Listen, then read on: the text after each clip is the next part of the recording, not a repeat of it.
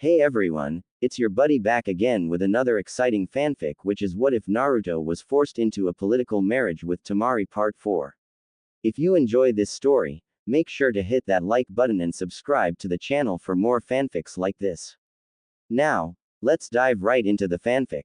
The incident. It had been a couple of days since Naruto had told Temari his secret and things had gone well, after she had calmed down. He found out that his soon-to-be wife could hold a grudge. It was still odd to think they were going to be married soon. Tsunade was already saying that she was putting Shizune in charge of organizing it, although Naruto felt that his big sister had enough to deal with under Tsunade at times. He already had to read up on this scroll about wedding ceremonies. He needed someone to stand by him as his best man. He planned to ask Sasuke, but given his attitude lately, he was thinking of a backup just in case. He had been talking with Temari and she agreed to have Moegi for her flower girl, and he would ask the young girl the next time he saw her with Konohamaru. He was going to ask the boy to be the ring bearer for it, knowing full well the boy would be excited for the job. The only thing that he wasn't looking forward to was the traditional sake used in it. He wasn't sure even if he was old enough to drink. Turns out that once someone became a genin, they were a legal adult in the eyes of the village. After all, you couldn't send children into battle and to kill or be killed. So long ago it was agreed by all 5 cages that regardless of age, a genin was an adult and would be treated like one. Although this only was seen in ninja villages, of course, apparently there were plenty of civilian villages that didn't always know about that law. At any rate, Naruto had a lot on his mind. He had just finished his shower and had changed in the bathroom to save time. He placed his dirty clothing in the hamper that Temari told him to use from now on. Okay, so his room was cleaner now without the clothing all over the place, and he could find things, but it took getting used to the habit. Temari was in her room looking over some scrolls for the marriage when he passed by. He reminded her that they had training soon and she said she would meet him there. After all, it wasn't like they could be late, as Kakashi was hardly ever on time, although their sensei did seem to be more preoccupied lately. Naruto also needed to quickly get certain things he needed for the wedding as well. Mainly he needed formal wear and some kind of dagger. He hoped that Iruka would be able to help him out on that as well. Man, who knew that there was so much to do for a wedding? Naruto thought as he exited the home. And I still need to get to Ba-chan to go over other things for it as well. At first he thought it would be just a simple affair, then again he had never been to a wedding before. Plus, since this was a political marriage, it meant the council will be there, heads of all the clans, important people of the village, and those from Suna that would be arriving as well. The thought of being in the center of all that actually made him feel a little nervous. Naruto was currently on his way to track down Konohamaru before training when he suddenly realized something. Damn it, I forgot my headband. Naruto had never forgotten that before. It was just proof of how much was on his mind to actually forget it. He quickly created a shadow clone and told him to go and get it and meet him at training with it. Naruto ran off as he only had a little time to track down the young boy and ask him to be his ring bearer. The shadow clone ran off toward the bathroom, knowing exactly where it was, since those clones were perfect copies of the original. What neither Naruto nor his clone knew was that Temari had just finished her morning shower. She was just drying her hair when she noticed a leaf headband near the sink. She picked it up and sighed. It wasn't hers, which meant it was Naruto's. Honestly, that guy would lose his head with the way he gets so excited, Temari sighed. She would give it to him later when they met up for training. Apparently he told her yesterday that he was going to see that scarf brat about something. She reached for the doorway, and it was at this moment that the clone had come running. She pulled the door open just as the clone slammed into her. If the clone had hit her any harder, then the clone would have dispersed. But thanks to Temari softening the blow, it wasn't. The bad news was that the way they landed, Temari totally naked on her back with what she assumed was Naruto. She had thought he left, hence why she hadn't put the towel around her chest before opening the door. She lay there totally frozen in shock. The clone had no idea what happened. He saw a flash of something like skin before hitting something. His face was against something soft, warm and slightly wet, and not just his face. He was sure he was laying on something, but his face was pressed into something soft. He reached up with one hand to push himself up, but the hand gripped the thing next to his face. It was round all right, firm too, and there seemed to be some kind of a nub on it. The clone had no idea what he was feeling, but he pushed up and he froze in horror. There beneath him was Temari, a very naked Temari, a very red and naked Temari. He noticed his hand was gripped on one of her brayas. The clone suddenly got a nosebleed, as this was the first real naked girl he had seen and he was groping her too. That was when Temari, in a very unlike Temari manner, did what any woman would do. She shrieked. The clone, covering his bloody nose, leapt back onto his butt. I'm sorry. I'm sorry. I'm sorry. Temari pulled up her legs and covered her brayas, with one arm now looking embarrassed and pissed off. Pervert. Wait. I'm a CL. The clone didn't finish before her free hand punched the clone in the face, and this time it did disperse. She stared in confusion at first, but then her anger started to grow. Naruto Uzumaki. Meanwhile, the real Naruto had been leaping from building to building when a sudden image and sensations hit him. Normally he had never noticed that he got all the memories and experiences of his clones. This was for several reasons. In a fight things got hectic and he never paid attention to anyone other than who he had been fighting. Another was that he just never thought about it. The main was that he was as dense as a brick at times. But the image of a naked Temari and the feel of her breed was one image that he couldn't ignore. He first got a huge nosebleed as he covered it with his hands. Unfortunately, this caused him to trip and fall onto the rooftop. He landed. He lay there in total shock and confusion. What the hell was that? Naruto yelled out. Did that really happen, or was I just imagining things? For the first time he really thought about the memory he just got, and he was surprised to learn that he remembered seeing himself, then going through the home and then the bathroom. I got to find Kakashi-sensei. Naruto yelled as he went in search of his teacher to hopefully explain things. Maybe it was just all in his head. He hoped so, because Temari would be so angry with him if that had actually happened. Training field. Kakashi was making his way to the training field. He was a bit late, but that wasn't unusual. Although, lately Kakashi had been too busy to pay his normal respects to Obito and Rin. Even though her body was never found, she was presumed dead. So far he had managed to get Jiraiya to look at Anko's mark, and Kakashi had gone over a few seal improvements. Although it was still guesswork, since the only person that truly understood the curse marks was Orochimaru, progress was being made up. He could see how Anko was getting a little impatient, but she was keeping it bottled up. He couldn't blame her. If he found a way to help seal off the mark, Anko would love it. Then maybe he could see about Sasuke, and not a moment too soon. Lately the last Uchiha had been more distant and brooding lately. But at least the other members seemed to be doing fine. Sakura was training hard for once and was improving. Temari was starting to fit in, and Naruto was improving the most. He was glad that Temari was a wind user, as she was the perfect teacher for Naruto, and it would make them closer. Kakashi-sensei. Kakashi looked up to see a familiar orange blur running towards him. Naruto, what are you doing here instead of your team? Kakashi asked, and then noticed something.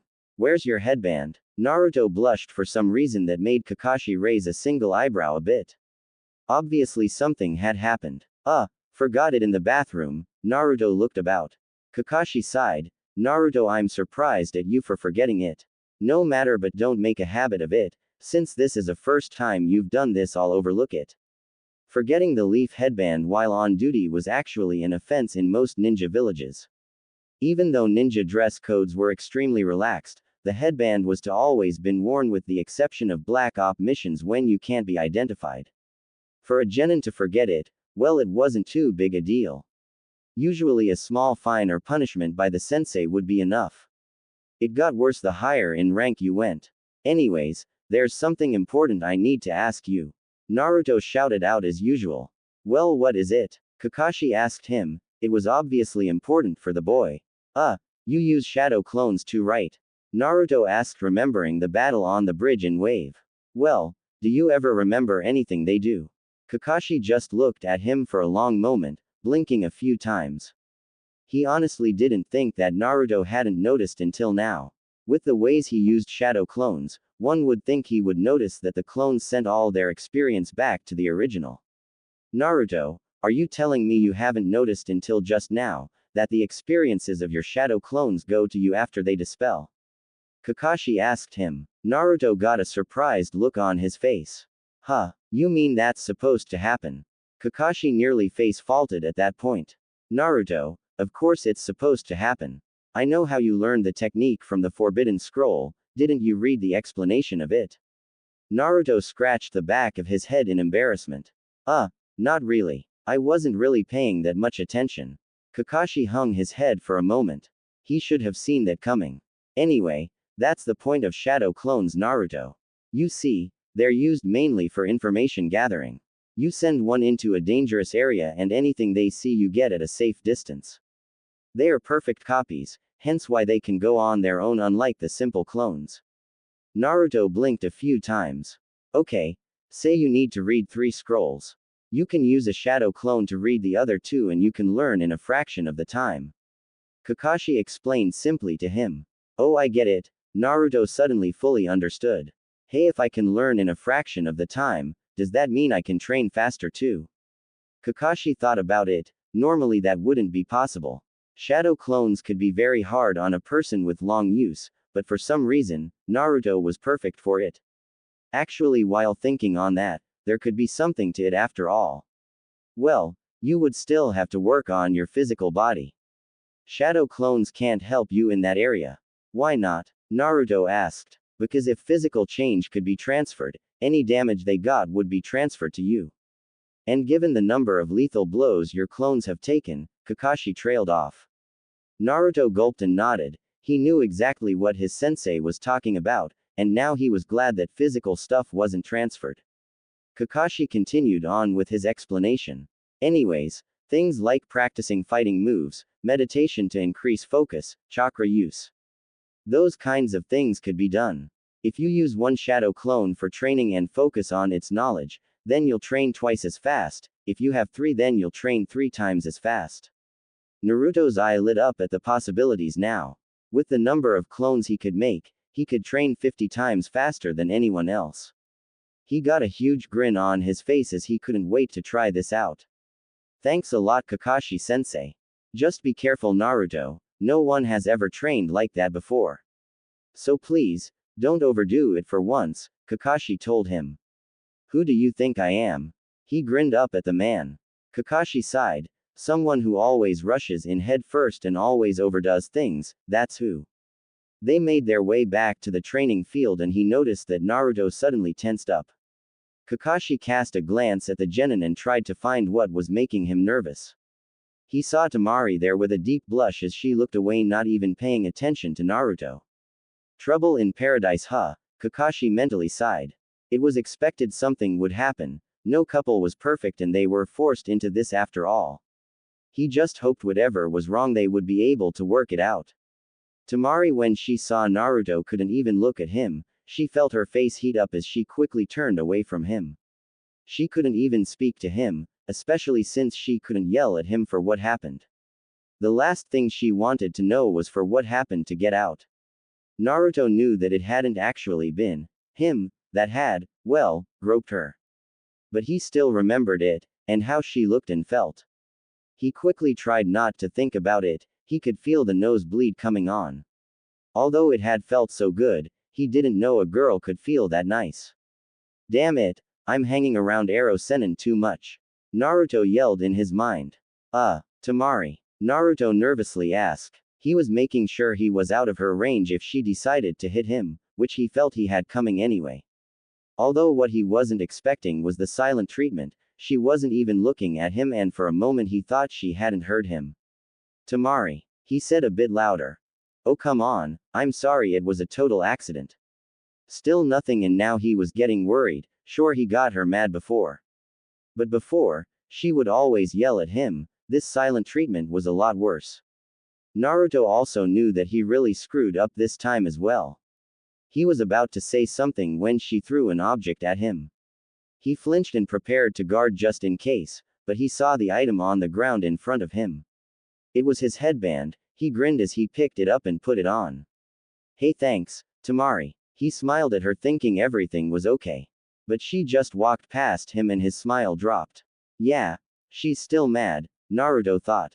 How the hell am I going to make up for this? Temari. Temari was still a little fuming over this morning. After all, how else could you react to, well, what had happened? She crossed her arms co-consciously, remembering his hand on her breast. She had never let a boy touch her in that kind of way before, let alone seeing her naked. Her face burned up at that. Sure, it had been a shadow clone, but still she felt mortified. Plus, she wasn't too sure, but Naruto kept blushing when he looked at her. She wasn't sure how shadow clones worked, but she was wondering if he knew what had happened. The fact he tried to apologize to her even more so meant he knew. At the moment, she just wanted to keep her distance, to cool off at any rate. In a normal case, the offending boy, she would have had killed him for such a thing. But Naruto was going to be her husband and she was supposed to have at least one child, so of course being naked in front of him would have to happen. But not by surprising her in the shower like that. Plus, she couldn't kill him, which would be bad for political reasons. That, and maybe, because lately she had grown to like him a bit. He had been the nicest person to her that she could remember, and she did enjoy spending time with him now and then too. He opened up with his big secret and she couldn't help but feel for him now. Every time she looked at him now, he reminded her of her brother in some ways. Plus, he really was a sweet guy, and she could have done a lot worse for herself. She could have ended up in some loveless marriage, or maybe even have been killed before she ever got this far. Sure, she wasn't in love with him, but for the first time she was considering opening her heart to another. Naruto wouldn't be someone that would hurt her, at least on purpose, and despite his obvious flaws, she saw the potential in him. But that didn't mean she had to just forgive him right off the bat. Hell no, she was pissed and he would have to work his ass off to make this better. She stopped when she noticed that there was someone coming up to her. She narrowed her eyes slightly in study. He looked like he was an older man, but it was kind of hard to tell. His body, when not covered in that cloak, was covered in many bandages. He limped pretty badly and got around with a cane as well. But despite this, the way he walked, she could see the purpose and the years of shinobi training behind it. Obviously, he was someone who had once been a ninja, but those days were long over. The man stopped in front of her almost as if he was gauging her. "Greetings, Temari. I am Danzo," he told her. "What can I do for you?" Temari asked him neutrally. She had heard mention of this man, although not part of the council officially. He was supposed to have some major influence. Although beyond that, there wasn't much information they had found on him. "I'm just seeing how things are going," Danzo said.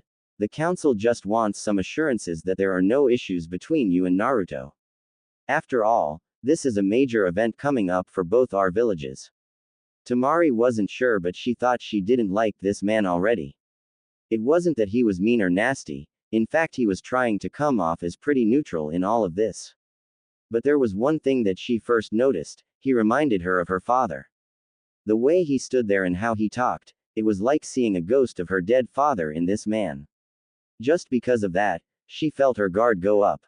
Men like this she knew she had to be careful of. They would come off as harmless, but hidden was a threat you didn't want unleashed on you. Now she was quickly trying to see just how much of those injuries were real, and what could be just an act. Even if they weren't an act to put others at ease, that didn't mean he wasn't dangerous. "Things are going well," she told him. "Thank you for asking." Danzo gave her a long look, his face totally expressionless, but she could tell he wasn't pleased with her response. "Well, just remember what this marriage means. As a ninja, you know what duty is, and I would hate to think that Suna sent us a ninja that couldn't or even wouldn't live up to the agreement." "Are you saying I'm not?" Temari said with a hint of anger. "I would never say such a thing," he told her. "I am just an old man making conversation. Besides, you seem like a ninja that knows what duty is. You also seem to be the kind that knows what happens to those that fail their duty." Temari knew a veiled threat when she heard it. This man was definitely like her father, cold and manipulative and extremely dangerous. She could see how such a man held power. He didn't come at you up front, no, he came at you sideways or from behind. She would have to remember to be on her guard at all times with this man. She also felt that being on his bad side could be unpleasant as well. "I know my duty, and the price of failure is due all Suna ninja," she told him, standing up straight. She could tell that any sign of weakness would be bad in this case. He was the type that could smell weakness and use it to his advantage. Ah, but you're not a Suna ninja anymore, are you? Danzo pointed out. But at any rate, your loyalty is to this village now, and I hope you remember that. Many eyes are on you, as you know how Suna already betrayed us once before. There are those that feel you can't be trusted. Temari knew that was coming, although she could hardly blame Konoha for any mistrust.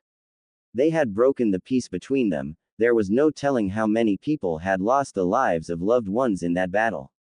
I know the consequences if this alliance fails, Temari told him. I have no intention of putting Suna through a war with Konoha. Danzo seemed to consider her words, she wasn't saying that she was totally loyal to either village but yet implying she wouldn't put her home at risk. Very well then, I can try and put the minds of the others at ease then. Danzo told her, he could help to smooth things over. Besides having her in his debt, even just a small one was worth having. I do hope that you are not disappointed in the match with Naruto. There was some debate on if you should actually be wed to him, personally I think he is perfect for this. Oh, this caught her off guard. She didn't expect him to approve of Naruto, not given his generation's attitude towards him. Oh yes, he's a very special case. In fact, I once petitioned the old Hokage to have the boy to be raised and trained, Danzo told her honestly. I could see the potential but so much time was wasted. He could have been so much more than he is now, but I hear his progress has improved, thanks to some of your effort. He's surprising. Danzo nodded. Yes, and you are a very strong young woman too. I look forward to seeing the kind of children you two will have. Somehow I think it would be very interesting to see how they develop. Plus I can assure you, that they will receive only the very best here, that is if you chose it. With that Danzo turned and walked off, leaving Temari behind to think. She wasn't sure why, but she felt a cold pit in her stomach at the moment. This Danzo person had both flattered and threatened her both at the same time. She wasn't sure what he was after, but why did he mention children? Did he have plans for any future children she had, and he had mentioned wanting to train Naruto when he was younger. She suddenly got the impression he wanted to train her future children, and even though she had no plans at the moment to have children. But the thought of that man anywhere near her future kids made her feel afraid. She sighed, she should have known this was going to be a bad day for her since the shower incident. Making up is hard to do. Naruto was not in a good mood, not even eating at his favorite place in the world was helping. It had been a couple of days and even though Temari wasn't totally ignoring him, she was still angry with him. He had no idea of how to fix something like this, he hadn't been in a relationship before but he tried. First he tried to make breakfast for her in bed, it was going well. That is until he opened the door while she had been changing, he hadn't seen anything but she obviously thought he was a pervert now. He really just seemed to be having bad luck. He thought of flowers, so he got Ino's help in picking something nice with a meaning behind them that said how sorry he was. Turns out Temari was allergic to those types of flowers, she had been sneezing for hours with red puffy eyes and very annoyed with him for it. No matter what it just seemed he kept messing up and he was seriously coming to the end of his rope. Another realization came to him in the past few days as well. He missed the things he did with Temari, the training they did together, how she would show him how to cook a few new dishes, how they would talk over meals and hang out. He even missed the dates too. Sure they hadn't been together for that long, for someone like Naruto it was different though. He had lived alone and been alone for most of his life, to have someone in his life like this was better than he had thought. Now it was almost like how it was before and he hated it. The other thing he started to realize was that, he was actually starting to like her.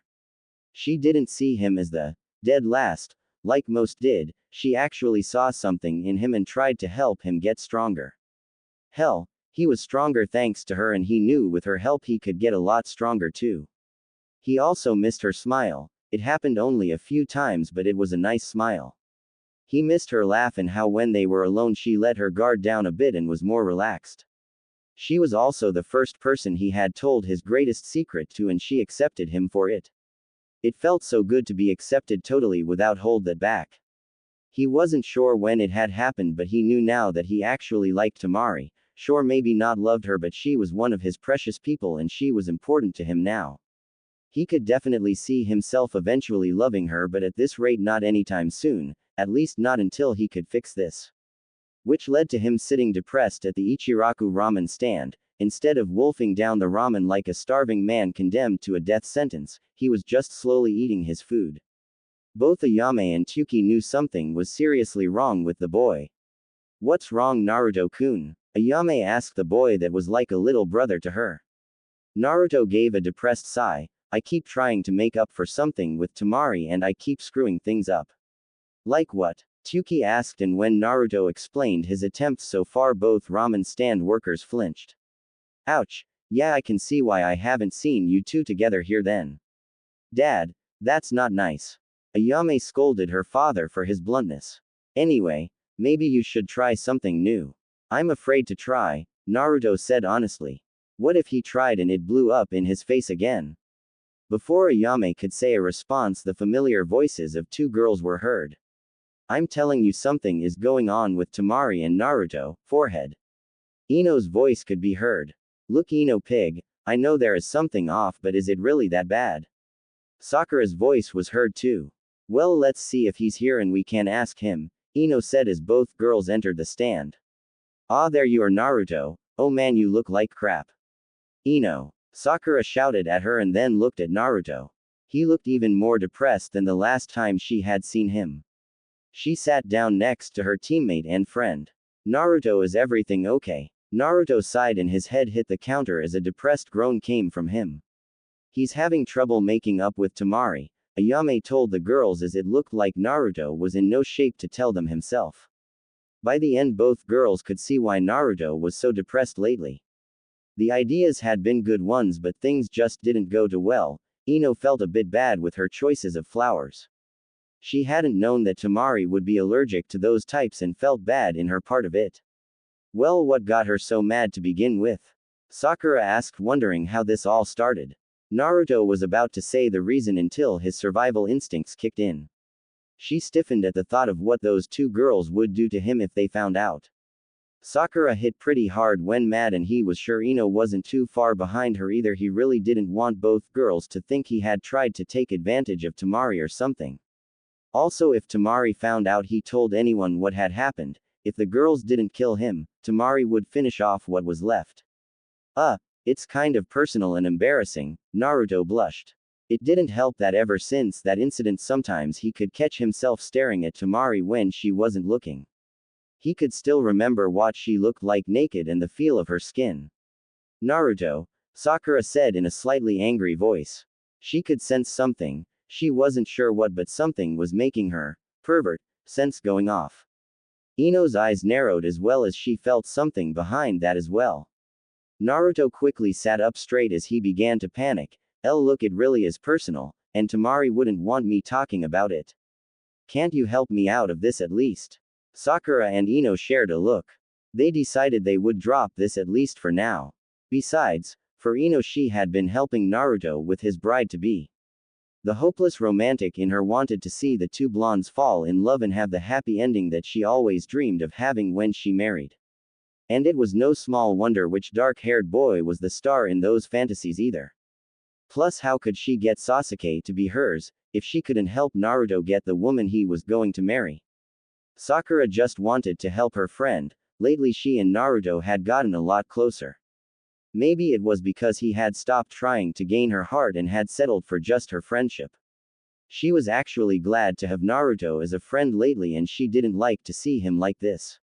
Plus, she was sure that Temari wasn't happy, and the older girl was someone she was starting to consider a friend as well. Well, there are a few things that you can do, Sakura started off as both she and Ino told him all the things a girl liked to get for gifts. They went into jewelry, clothing, chocolates as well. Then they went into things like taking her out to dinner or some kind of major date to make up for whatever he had done. The girls told him anything they could think of, and Naruto tried to keep it all straight. Okay, thanks, Naruto said after the lessons on what girls might like. I think I'll go and see what I can find. Later, Naruto, Sakura called out to him. I hope he finds something. Yeah, Ino said, nodding. Hey, how about we invite Temari out with the other girls? I mean, we hardly know her other than you, and I bet she must be a bit lonely in a village full of strangers. That sounds like a good idea. Sakura smiled at the thought. I'll ask her tomorrow. Later. Naruto wasn't sure what to do. Sure, Sakura and Ino had given him some ideas, but honestly, what was he to get Temari? So far, everything else had blown up in his face, and he didn't know anything like dress size or ring size for jewelry. Plus, he wasn't sure Temari even liked that stuff. She didn't really wear or have much of that stuff like jewelry. The only thing she carried around was her huge battle fan. He thought that maybe a new weapon would help him out. He paused at that thought. She didn't have anything for close combat other than the standard kunai and shuriken, but what if he could find something really cool for her to use? Naruto got a huge grin as he went looking for a weapons store. Ever since the Chunin exams, a few more stores had actually been kinder to him, so lately he had been experimenting with looking into new stores. Sure, the ones that had always accepted him were good, but he had been too afraid to shop around in fear of being kicked out. He soon found a weapons store that he had seen but never gone into before, mainly cause the weapons looked kind of expensive. But with all the new money he might be able to afford some new gear. In fact, he made a mental note to buy better quality equipment when he could. He walked in seeing a store filled with weapons. There were everything from swords to daggers, axes, which he thought was weird for ninja, and a few weapons he couldn't even name. Naruto looked through it all and was amazed at the things he saw. Sorry to keep you waiting, a female voice called out. I was in the back helping out, how can I? Naruto. Naruto looked at the counter to see a surprised Tenten there. Hey, do you work here? Yeah. Tenten smiled at seeing him. Well, I sometimes work here. When my team isn't on missions, I help out, and since Lee is still recovering, I have more time to spend here. How is he doing? Naruto wondered about Lee. He's doing great, Tenten beamed. Tsunade-sama healed him up and he'll continue being a ninja again. She's just the greatest there is. Yeah, Ba-chan is pretty great. Naruto. Tenten shouted suddenly. Don't call the Hokage that. Why not? Naruto asked her as if it was perfectly natural to call her that. I mean, she's 50 and hides behind that genjutsu of hers. Still, you should show some respect to her, Tenten muttered. She idolized Tsunade. She wanted to be a lot like her, and she just didn't know how Naruto managed to get away with that kind of stuff. She sighed and went to why he was here. So are you here for new weapons? Yeah, I was hoping you could help me out. Naruto then told her who he was looking a weapon for. He didn't go into major detail, just that he was looking for a present for Temari and a close-range weapon would be perfect for her. Tenten had to admit that to her, that was a very nice gift, but then again she thought any good weapon was a good gift. She thought about what type of weapons she had for someone like Temari, having first-hand knowledge of how the girl fought. Although she still felt embarrassed to how badly she had lost, she still was looking for ways to improve since then. So Tenten showed Naruto all the types of weapons that Temari might like and could use. At first Naruto wasn't sure what Temari would like and went with what Tenten showed him. Then he found something that caught his eye and asked Tenten to show him. She went into detail about the weapon, and already Naruto could tell that Temari would love it. The only downside was the cost. It was going to put a cramp in his savings and his wallet would take a major hit, but it would be worth it if this would work. In fact, if this didn't get him out of trouble, then he wasn't sure what was. Hokage Tower. Anko wasn't sure why she had been called into the tower, only that she was to report to room 218. This was odd because as far as she knew, that was part of the research part of the tower. A slim hope took hold that maybe Kakashi had come up with something for her seal. Ever since she had started to help Kakashi with this, she had been hoping for something to keep the curse seal in check. She hated when the seal acted up, like when she had certain nightmares or like in the forest of death. She had been so weak and helpless, she should be dead now, but only because Orochimaru, in some sick pleasure he got, left her alive. She started to think a bit more about Kakashi as well. She didn't really know him all that well. In fact, most of what she knew came from other sources like Guy, Kurenai and Asuma. Even then, they didn't know much, which left Anko a puzzle, and she hated puzzles. Mainly because she hated missing pieces like her memories, and blank pieces of information only pissed her off, plus he was hard to figure out as well. You couldn't tell what he was thinking or feeling since he not only wore a mask, but also seemed to mask his emotions too. It was a little irritating at times because she wasn't sure what was an act and what was real with the guy. But she did know one thing: he had earned his reputation. She once snuck a peek at his files that she was cleared to see, and she was surprised by what she saw. The list of moves and jutsus he knew was staggering, and then there was his mission success rate. It was better than her own success rate, and she hated not being on top in anything. Although as they talked about her seal, eventually they moved to other things as they spent some time together. She learned how he had actually stood up to Orochimaru while he had put that counter seal on Sasuke, that in her books either mean that Kakashi was very brave or really stupid. Maybe a bit of both, but then again she couldn't say any different about herself. She got to the room, and when she entered she found not only Kakashi leaning over a table, but she saw Jiraiya himself there as well. She had only seen him a few times and never really met the man, but she knew his reputation, or more like reputations if you counted his non-ninja exploits. Kakashi noticed her first and gave her that strange eye smile of his. "Hey there, Anko, there is something we want you to see." "Also, this is the young thing you've been hiding away with." Jiraiya gave a perverted grin at Anko. "You have good tastes, Kakashi. How would you like to a model for a new character I've been working on for a new book?" Jiraiya asked. Anko gave him a sultry look as she swayed her hips to Jiraiya. She moved like a snake towards the man whose face was masked with surprise but quickly turned to his most perverted grin. Kakashi blinked in surprise as well as he couldn't take his eye off her movements. He didn't know that Anko could move like that. "Well, I would have to say," Anko said in a husky voice, and then pulled out a kunai to the man's throat. "That if you don't keep your little brain out of this, I'll cut it off and give it to Tsunade-sama as a trophy." Point taken, point taken. Jiraiya moved slightly away and glared at Kakashi, who was chuckling. "So, what's all this?" Anko asked, looking at the table. On it were many different pieces of paper with many different designs on them. It took her a moment to see that they were all different seal designs. "We think we may have found a new stronger seal to use," Kakashi told her, pulling one sheet forward.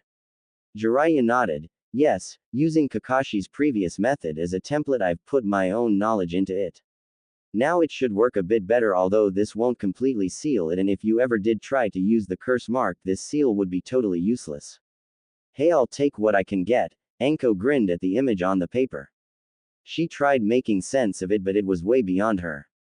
She knew seals, but nothing this advanced, although something odd was about it. "Hey, how does this thing work exactly?" "A person sits in the center of the seal," Kakashi told her, pointing it out on the paper.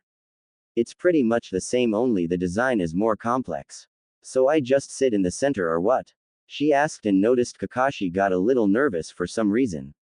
"Not exactly. You need to be naked as the seals are drawn onto your body." Jiraiya giggled. "What?" Anko turned to the old pervert and then Kakashi. "You don't have to be naked," Kakashi quickly said. "At least, not totally. I had to draw on the seal on Sasuke's upper body." Anko gave the masked man a hard look, not sure what to think about this. Sure, she was willing to put some kind of damn leash on this seal on her neck, but being topless as someone draws on her wasn't what she had in mind. Okay, so maybe that sounded fun in another context, but not in this. "Well, I would be more than happy to help out." Jiraiya grinned at her, only to be met by a fist to the face. He fell onto his back, holding his hands to his face.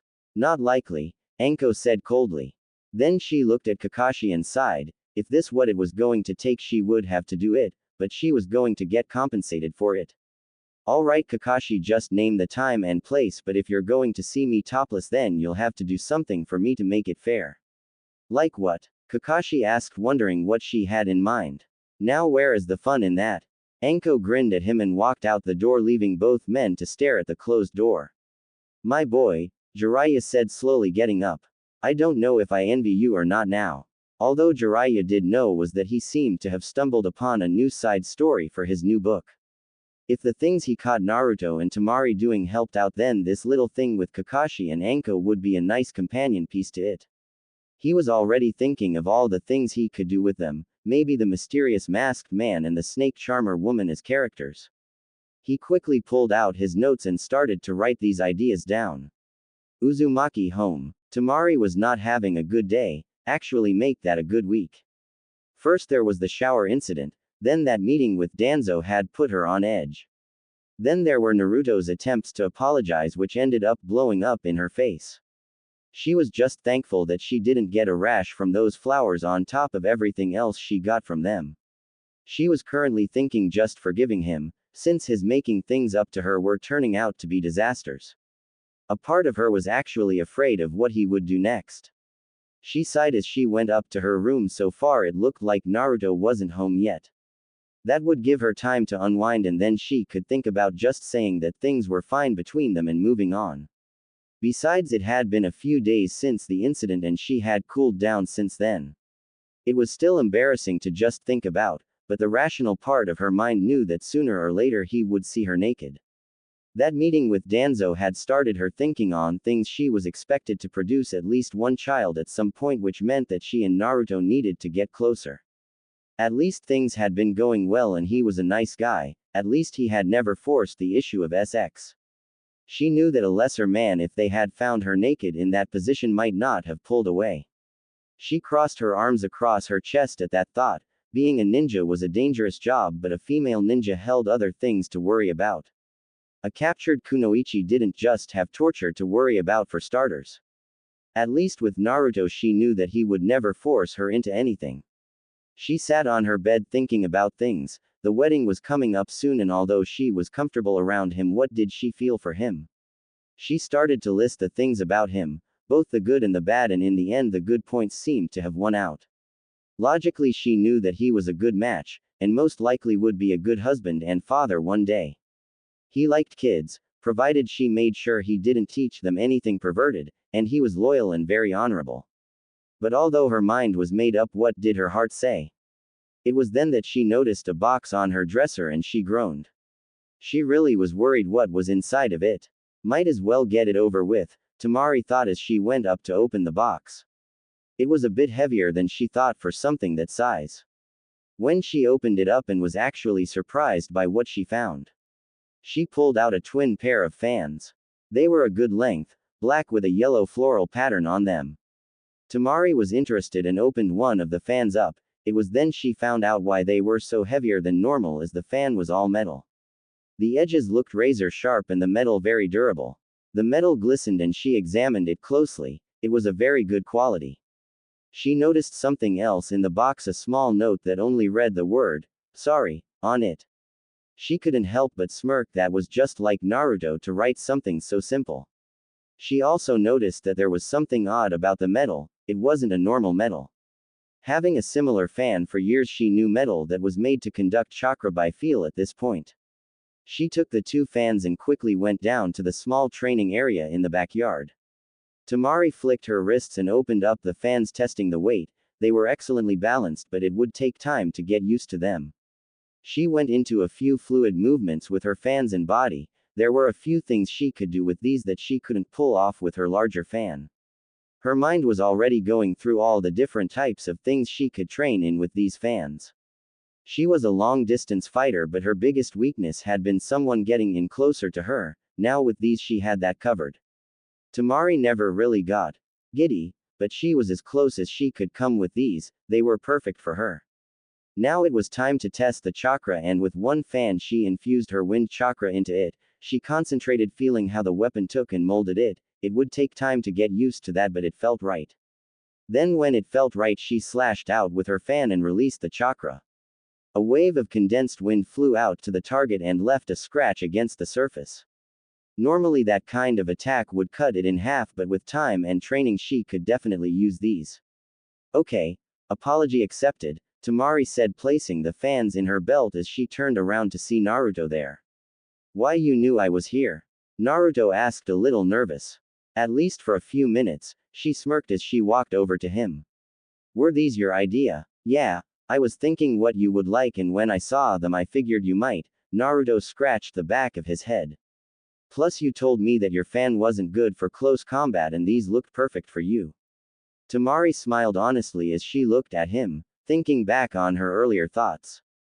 Okay, he wasn't drop-dead handsome, but he was cute and the whiskers looked nice on him.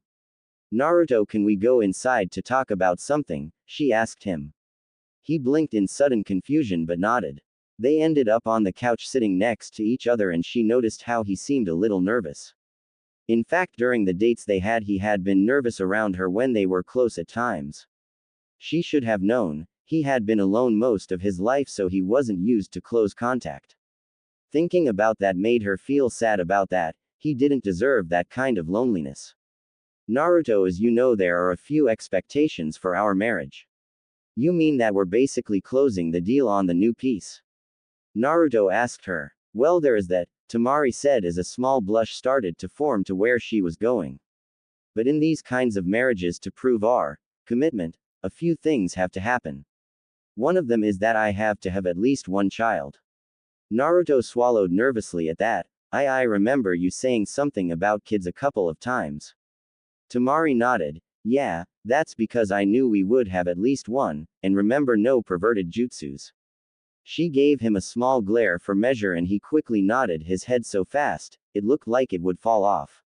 Satisfied, she decided to go on with her explanation. She told him about her run-in with Danzo. Naruto had no idea who that was, as he had never seen anyone like that before. He was confused to hear that this guy had wanted to take him in and train him at an early age. At first he would have liked that idea, but then Temari told him the other side of things, how the man reminded her of her father and the subtle threats he had given her. She could see the anger there and she was a bit pleased that he would want to protect her.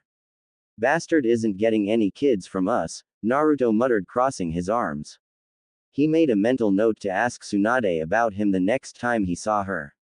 So, we have to have a kid? Not yet, Temari told him. I don't plan on getting pregnant, at least until after I'm a chunin, and besides I think we're both a bit young. But there is a timetable for this, and eventually they'll push us into it. Naruto looked down at that. He didn't like the idea of Temari being forced to be with him, and the fact that she would be forced to have a kid with him made him feel even worse. He always had hoped he would find love and a normal marriage and family. I don't want you to do anything you don't want to, Naruto said a bit sadly. Temari looked at him and her expression softened as she gently took his hand. Naruto was surprised as he looked up at the other blonde. I know, you're a nice guy and well, lately I've been thinking about us. I know that I could have done a lot worse than you, in fact you're a good catch. Really? Temari nodded and Naruto blushed a bit at this. He looked down a bit and maybe for the first time he had some hope for a real marriage. Well, I wasn't sure at first, but I'm kind of glad you're going to be my wife too. Now it was Temari's turn to start blushing as well. Thanks, Temari told him. Although since we're going to be married, I've been thinking that we should try and get closer. I don't want us to be this awkward all the time, and then there is another thing that we are required to do. Oh, what? Naruto gave her that look when he closed his eyes, making him look more fox-like.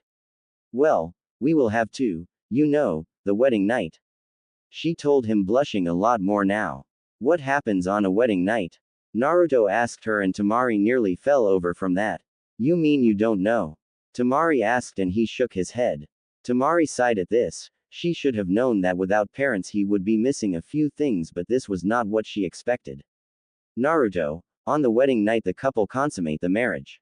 Consummate what? Naruto asked. We have sex, Temari said, looking away to hide her huge blush, and Naruto had an equal one on his face at that. Naruto was starting to sweat at the thought of that night, but then again his mind went back to her naked form. The thought of him on top of her equally naked in bed made him feel all funny inside. He also noticed he was starting to get an erection and quickly tried to think of something else. He didn't want her to see that and think him some kind of pervert. So that's why you want us to try and be closer? Naruto asked nervously. Temari cleared her throat and nodded. Yes, I don't want us to be too embarrassed to do anything on that night. Yeah, that sounds like a good idea to me. Naruto was glad the wedding was still 2 months away. Things were moving fast enough as they were. The last thing he needed to do was screw up a night like that. It was supposed to be important, but he had no idea what to do for that night. He started to wonder who he could ask for advice. He was too embarrassed to go to someone like Tsunade, plus she might punch him for being a pervert. There was no way he could ask one of the other girls for the same reason. Maybe he could ask Haruka, he might know, plus he wasn't a pervert like Jiraiya. I'm not saying we should just jump into things, but I think we should at least start off with something simple. She felt a little nervous with what she had thought of to try. Simple. Like this, Temari said as she moved slowly towards him. She didn't want to scare him off knowing how he was, so she planned to do this slowly. She felt herself being nervous and her heart was speeding up as her face slowly moved closer to Naruto's. She kept telling herself that this was nothing special, but for some reason she was still feeling nervous. After all, she had never done this before. Naruto felt himself blush as her face slowly got closer. He swallowed nervously as he looked to her lips. He licked his own as he slowly moved a bit forward. Both of them had never kissed before, at least not on the lips. Naruto didn't count Sasuke, but then their lips met.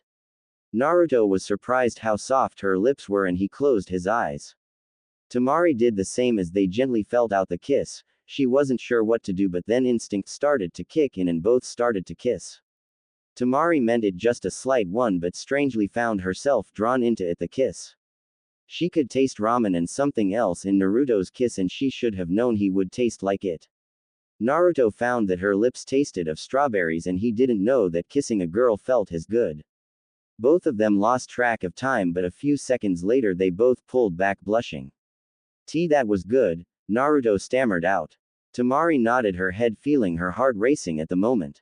Both of them had started on this path to marriage as stranger, but over the short time together they had become friends and now had started to move into something more. Neither of them were sure of where things would lead, but for the first time, both of them were thinking that this marriage could be something that neither of them would regret. Wedding plans. Sound base. Orochimaru was resting. He had been forced to change into a new body since Sasuke wasn't able to leave the village until that wedding for his teammate was done with. The new body would have to do. Although it was strong, it wasn't as strong as he had hoped. He was also starting on the enhancements to this new body as well, altering it to fit his needs. The bandages were to cover the surgeries that the body had been put through. They were standard by now, and every time he thought of new ways to improve the procedures. But there was another problem. He would need Sasuke at some point, and from the reports of the Sound 4, he seemed to be training with the curse mark. He had plenty of time to think now. While his new body recovered, it would be a few years before he needed to change hosts. Without the constant pain in his body, he finally could start thinking more clearly. In a few years Sasuke would be older and stronger. He had only gotten after him because he had gotten too excited. After all, with only 2 true Sharingan users left in the world, and his failure with Itachi, there had only been one person left. After he tested the boy out and seen his potential, he had marked him. He literally just couldn't wait. That had been a mistake, but the Sharingan had been so close after all these years. But he needed to be patient and smart now he needed to be crafty and manipulative. He thought about the boy. It was obvious that he wanted power to kill his older brother. That was something he could use, but the boy would need to be pushed a bit more into his direction. There was also another problem, and that was the Sound 4. They couldn't wait forever in Konoha. Orochimaru knew all the secret ways in and out of the village and knew all about how Konoha trained their Anbu units. But they couldn't hide forever. Sooner or later they would be caught, and he couldn't have them caught. He would have to recall them for now, but he would have his people on the watch for Sasuke. Besides, he had a few plans on how to make sure that Sasuke joined him, but he needed more information first. Maybe when the boy started to leave the village on missions again, he could get him then. But at any rate he would watch and wait. Temari. It had been a few days since she had that talk with Naruto about their relationship, and they were making progress on it. They could hold hands and kiss every now and then. They were slowly getting used to being physical with each other. It was a little odd with him being shorter than her, and of course both weren't too sure what to even do in a relationship, but they were slowly making progress. Plus, despite everything, she found herself actually enjoying it. He was a quick learner and he could give really good kisses apparently. Sometimes she would catch herself just looking at him, watching him with his antics with Sasuke or someone. How hard he trained and the fierce determination he showed, he could be very passionate at those times. Although she did wish he would put a bit of that passion into their relationship.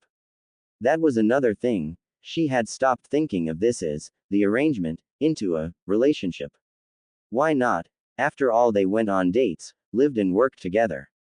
She saw him all the time and she liked being with him. She felt at ease with him around, and yet also she felt other things. Frustration when he was stubborn, she sighed when he was being stupid, smiled when he was acting all goofy, although she tried to hide it at times, and many other things. But she too it all, the bad with the good, and it just felt right with her. Although at the moment she wouldn't mind being with him at the moment, but she couldn't. This was mainly due to the fact that Sakura had asked her to hang out with her friends today. Temari knew she could have just said no, but in all honesty she was feeling a little isolated. Sure, she felt the same back home, but Konoha was still not totally her home yet. Plus Sakura wasn't all bad, she had potential, she just needed to get her fixation off the Uchiha and train seriously, and the girl could go far. The current extra training she did with the pink-haired girl was evidence of that, plus the girl was nice enough to her and it was hard to get people being nice to her. She didn't have many female friends if any back home because of her standing in Gaara. So she agreed to it. Plus Naruto had been telling her she needed to make friends with all of his friends anyway, so this would get him off her back about it. He could be very annoying at times when he really wanted something to happen. So that was how she ended up sitting at a table with nothing but the other girls that Naruto knew. Temari already knew Sakura, and she knew Tenten, although not in the really friendly manner. After all, getting your ass handed to you in the Chunin exams wasn't the best way to leave an impression. But the girl seemed to be over it, so that was good. There was also the Ino girl that Sakura talked about. Temari wasn't sure, but the other blonde girl seemed just as bad as Sakura when it came to a certain Uchiha. Then finally there was the quiet mouse of a girl, Hinata Hyuga. She remembered her as well in the exams, fighting that older boy that she later learned was her own cousin. It was odd, back then he had nearly killed the girl, but now it would seem that was just water under the bridge. From what Naruto had said once, after he beat Neji he must have pounded some sense into the boy. He acted a lot nicer than he had before, although Temari had met him only a few times. If that was nicer, she wondered how bad had he been before. Apparently Naruto had another gift, to literally pound the sense into people. It worked with Neji and her brother at least. But at any rate she was starting to feel a bit more comfortable with the girls as they talked. They were at a nice little tea shop drinking at a table outside in the nice sunny weather. I can't believe that Naruto of all people is getting married, Ino sighed as they were in the middle of drinking their teas. I mean, I never thought he would be the first to get married. Oh, Temari said, not sure how to take that remark. Ino realized the tone of voice the older girl was using. I didn't mean anything by it, it's just that he was never that popular with girls, plus his crush with Sakura as well. That earned her a slight kick under the table from said pink-haired ninja. What? You know it's true, Ino said to Sakura. Well, I'm not going to be left out. As soon as Sasuke-kun is all mine, then I'll marry him as soon as I can. Fat chance of that happening. Sakura glared at her friend, rival who mirrored her back. Temari rolled her eyes and looked as the other two girls. Honestly, what the hell does everyone see in that Uchiha boy anyway? No idea, Tenten said with a shrug. She never really thought much of the Sasuke. Yes, he was a strong genin, but he just wasn't her type. It was like he looked down on everyone just because of what clan he came from. Plus the boy always seemed to have too much ego. Then again, she had only met him a few times. Sure, he was a pretty face, but she just didn't like his personality. Hinata just shrugged herself. She always felt intimidated by the last Uchiha clan member, to be honest. Well, he's handsome, Ino said, counting off with her fingers.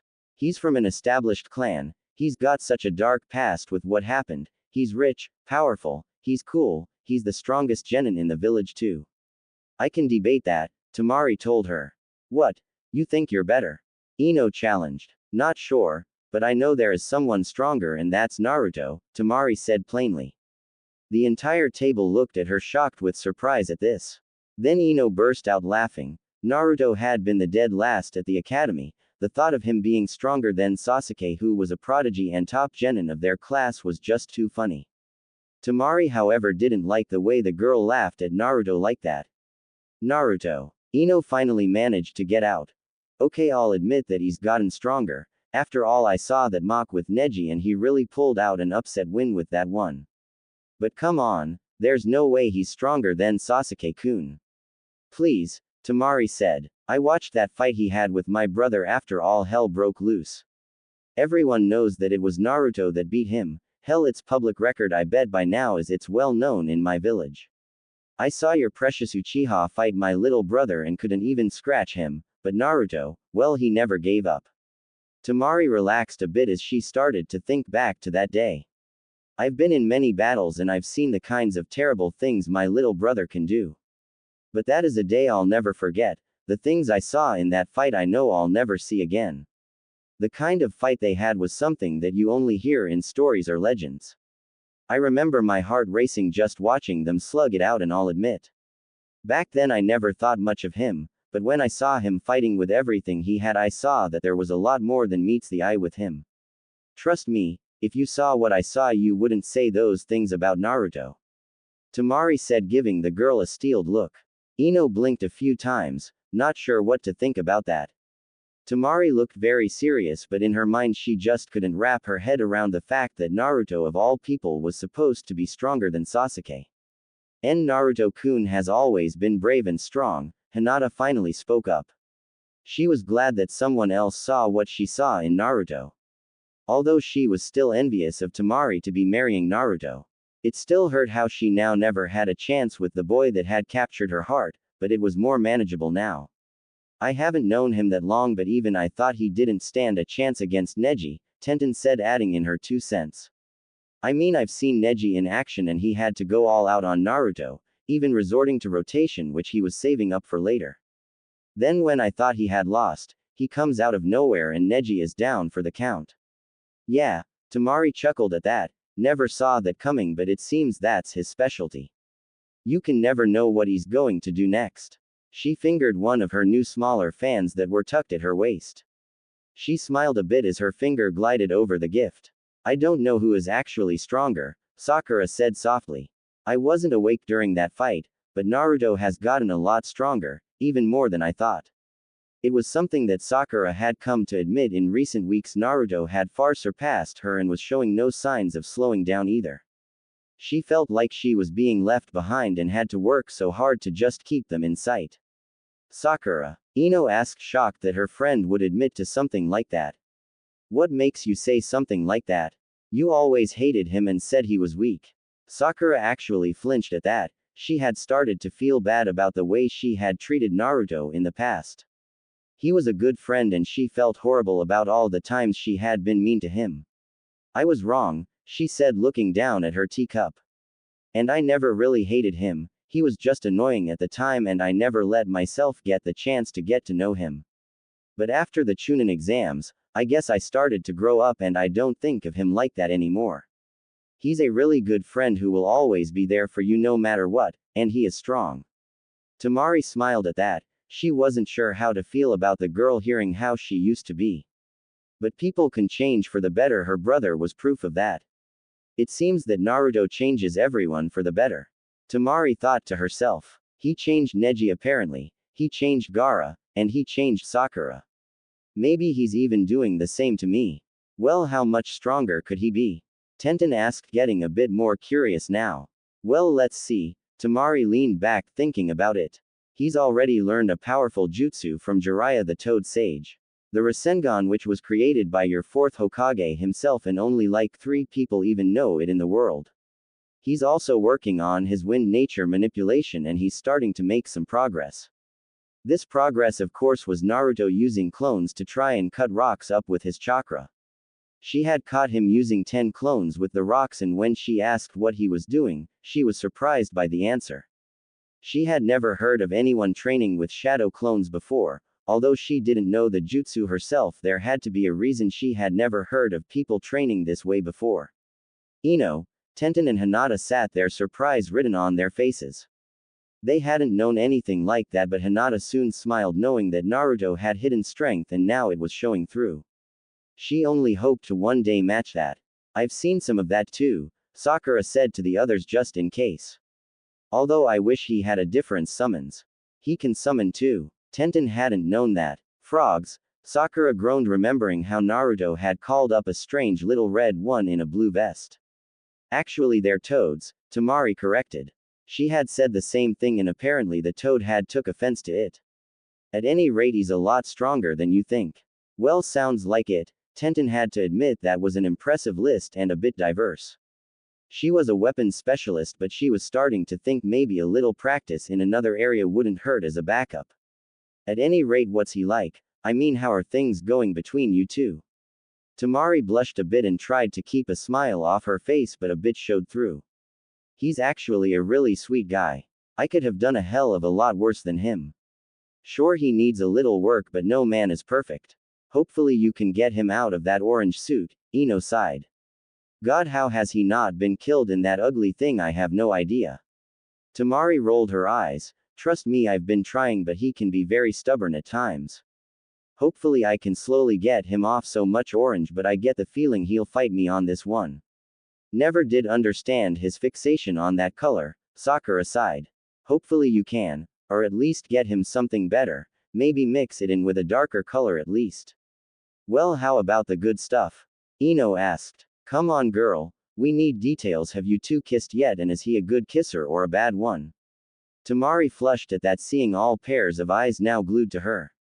She could tell them it was none of their business, but for some reason she felt that maybe they should know exactly what Naruto was like. After all, they should know just what they missed out on. Alright, fine, he's a really good kisser and he's only getting better. Plus he gives the best foot and shoulder rubs. He rubs your shoulders and feet. Hinata blushed at the thought of such intimate contact with Naruto. She would have fainted if he tried to do something like that. At the same time too, Temari grinned at the memory. In fact, she kind of looked forward to those moments. She could just really relax at those times with Naruto. I'll admit he really uses shadow clones in inventive ways. The other girls were surprised by this, and maybe a slight bit jealous of the happy look on Temari's face. After all, she was the only one of them that actually had someone like that in her life. So then, how is the wedding plans going? Ino asked, trying to move the subject along. She hated long silences and needed something to break the moment. It's going, although a few details need working out, Temari said. Need to get a few things, like flowers for the damn thing. Well, my family owns a flower store, we could help with that, Ino said, glad to help out. After all, this wedding had been the talk of the town for a while now. Well, that's one thing out of the way. Temari mentally ticked that one off. Then she remembered something else she needed. Sakura, I need a maid of honor, would you like it? Me. Well, I don't have many female friends, she told her, but in truth she really didn't have any female friends. Sakura was the closest she had to a good enough friend for this. Plus she wasn't sure who else to ask for this. I would love to. Sakura's eyes nearly had stars in them at this. She would love to be a part of this. Already her mind was thinking of what dress to get and how to get her hair for the day.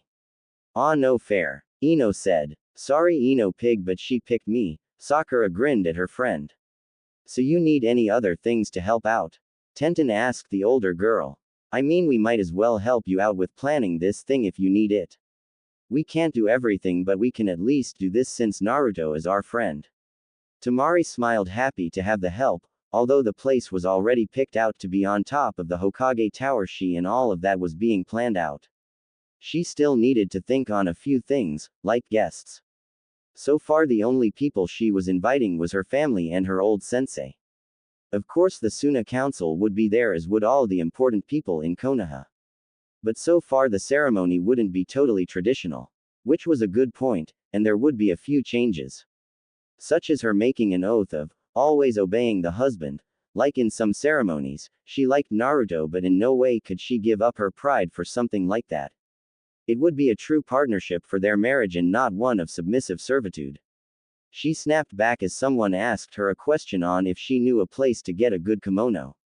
Underground area, Konoha. Anko had been told that the new ceiling preparations were complete and she couldn't wait.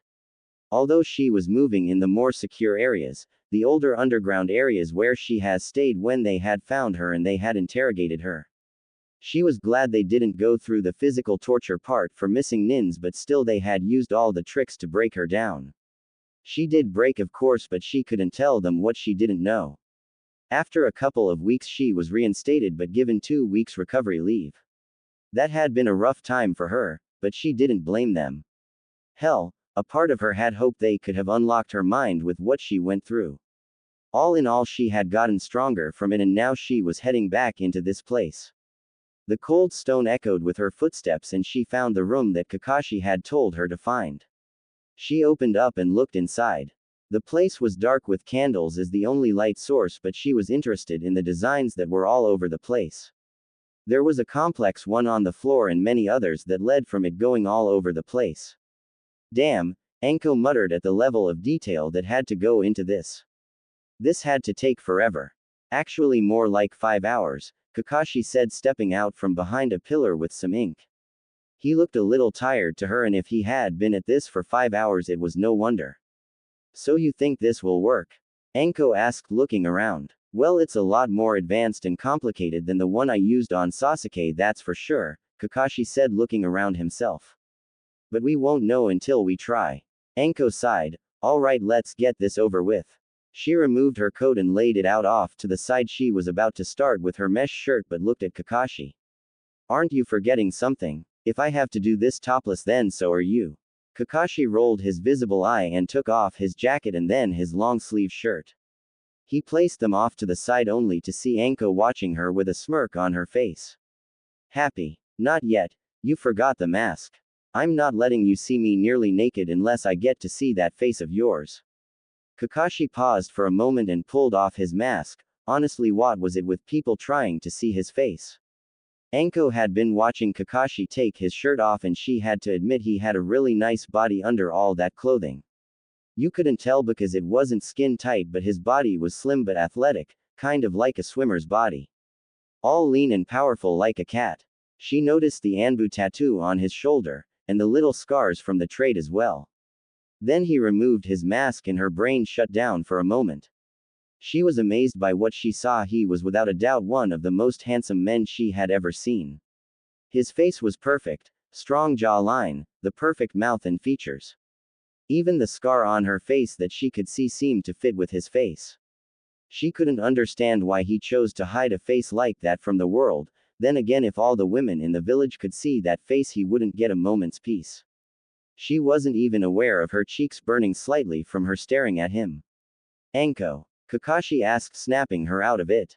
She felt embarrassed that he had caught her gawking like some stupid teenager. She turned around to hide her face and to compose herself. She berated herself for acting like that and for being caught. She was a professional and here she was acting like this. Kakashi watched her reaction with interest. He never did see why women acted like that when they saw his face. One of the reasons he kept his mask up all the time. He watched her remove her mesh shirt, leaving her in a bra. He couldn't help but look at her back. He noticed a couple of little scars, but otherwise her skin was flawless. Then she slowly took off her bra and Kakashi suddenly felt his heart rate increase a bit. He suddenly started to become painfully aware of just how long it had been since he had been with a woman. He had a few flings but nothing major. He didn't try to form bonds for the longest time. After his teammates and best friends died and then his sensei, he had lost everyone and retreated into himself. It was a long time before he had opened up again, but still he kept any sexual relationships to a minimum. Usually when he was out of the village after a mission was completed, so there would be no attachments, but that had been a very long time ago. Being with his genin team didn't really leave lots of free time like it used to. Then Anko turned around and he couldn't help but look. Her stomach was flat and slim. Her bras were very nice as well. Not overly large like Tsunade, but they were a handful. They looked a bit firm and supple, but he couldn't tell unless he could feel them. He quickly recovered and led Anko to the center of the circle where he started to apply the last of the special ink. Anko shivered a bit. It was cold down here and the ink was cold as well.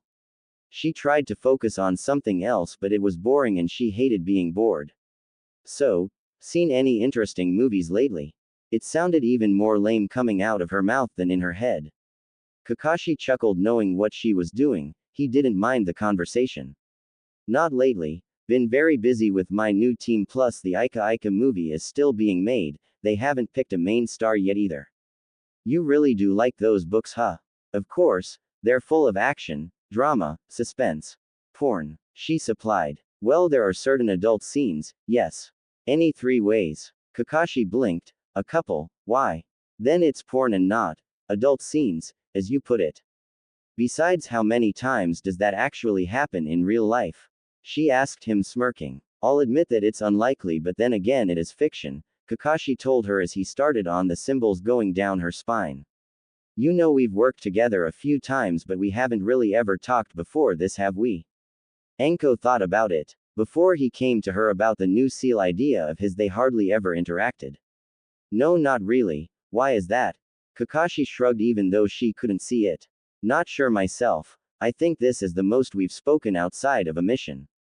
You know, I don't even know what you like other than dango and scaring little Genins. She looked over her shoulder and grinned at him. Was a certain little blonde Genin talking about me? Kakashi chuckled. Oh yes, he ranted about a crazy proctor lady once. You certainly left an impression on him. Anko laughed at that.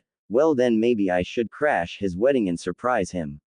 Although I doubt that would go over well with everyone there. I could invite you if you want.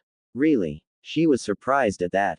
Of course, I am his sensei and I could ask to bring a few friends, he told her, smiling, and she could see how he smiled without the mask for once. He did close his eye, but the smile he had was a very nice one. She quickly turned her face forward before she blushed again. So, we're friends now? She asked. Kakashi paused. We're, if you'd like. Besides, I don't have any female friends that would let me draw on them naked. Anko wanted to smack his arm for that one, but she knew she couldn't move. Oh, I'll get you for that one, Hataki, but her voice held no malice in it. And for the record, I don't just let any friend do this. Then I'm honored. You better be. Anko smiled. He chuckled as he continued on drawing on her. They continued to talk and they were surprised how easy it was to talk to one another. Kakashi was surprised when he found out that her hobby was tea ceremonies. He never thought of her to be into something like that, but she apparently knew a lot about it.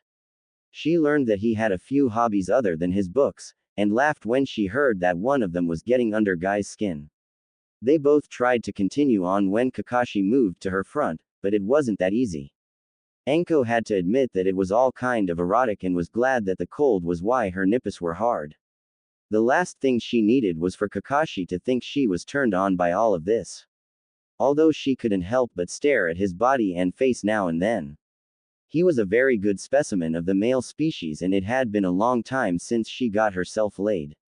You can only go so long without sex, and only a certain amount of things you could do to take your mind off it. It certainly didn't help to have a hot man doing what he was doing on her skin. She just tried to focus her mind off things. Little did she know that Kakashi was having the same problem as her. Drawing the symbols on her front was very distracting, especially when he got to her bras. He just hoped that he could get through this. He already was trying to think of other things so he wouldn't get an erection. Guy in a swimsuit usually worked to ruin the mood, but it was torture at any rate. By the time he was done, both of them were glad for it. Okay, here comes the hard part, Kakashi said, getting behind her. It's going to hurt, isn't it? Anko said, as more of a statement than a question, as she steeled herself. Well, Sasuke did pass out, he warned her. Please, like I'm some rookie genin. Anko felt a bit insulted by the comparison. True, but this is a more complex one, so I have no idea what the effect will be on both of us, he told her, going through the hand seals. There was no more talking as Anko got ready for it. Then she felt his hand on her curse mark, and suddenly it was like every nerve in her body was on fire. She gritted her teeth, not wanting to cry out from the pain, but it was almost as bad as when she first got the mark. She didn't feel her nails digging into the palms of her hands or notice anything else. All there was the burning pain. She heard a scream, not knowing it was her own voice, and then the world went black. Naruto. It was mid-afternoon and Naruto was making his way to the academy again to see Iruka. He had been thinking about a few things lately and he was hoping he could catch Iruka before he left for the day. He wasn't sure how long the talk would be, so he figured after classes would work. Besides, he knew that Iruka stayed behind a bit to do some work after classes, so it was a good chance he was there. By the time he got inside the school, it was all quiet. Everyone seemed to be gone for the day. He looked inside his old classroom and smiled, seeing Iruka there at his desk grading some papers by the looks of it. Hey Iruka-sensei, Naruto said, walking into the room. Naruto, how are things? Iruka asked, glad to see his favorite student. He could use the break anyway, plus he didn't get much time to see Naruto anymore. Things are going great, Naruto said, sitting across from him in an empty chair. But there are a few things that I've been wanting to ask you. Oh, you know you can come to me about anything, Iruka said to the boy. Naruto smiled a bit as he heard that. It was one of the few constancies in life that he could always turn to Iruka. Well, I was told I need a best man and I was hoping you would do it for me. He asked him, a little embarrassed to bring this up. Iruka blinked and then smiled at the boy. Naruto, it would be my honor. I'm surprised you didn't ask anyone else though. Sasuke said. No, Naruto muttered. He had asked him earlier in the week, but the boy was being a pain lately. Plus, if you couldn't do it, I was going to ask Fuzzy Brows next. Bushy Brows? Iruka asked, confused. Lee. Naruto clarified. Next to Sasuke, it was Lee he felt he could relate to the most. Sure, the guy was a little weird, but he liked him. He worked hard in life and Naruto could respect that. Well then, I'm glad you asked me. Iruka told him. So what's the second part? Can you help me with understanding something? I mean, I could use some advice, Naruto said, blushing at this point. After he learned what consummate meant, he knew he would need to learn a bit more about SX. After all, he knew the basics, but honestly, what were you supposed to do with a girl beyond that? Was there anything important he should do or not do? There were so many things he didn't know about it. Well, what's the subject? Iruka knew that Naruto had problems with paying attention in class. It had been a struggle to keep him seated and paying attention all those years. But the boy had turned out really well since he left, but if there was anything he could do to help, then he would. After all, that's why he became a teacher to begin with. What can you tell me about SX?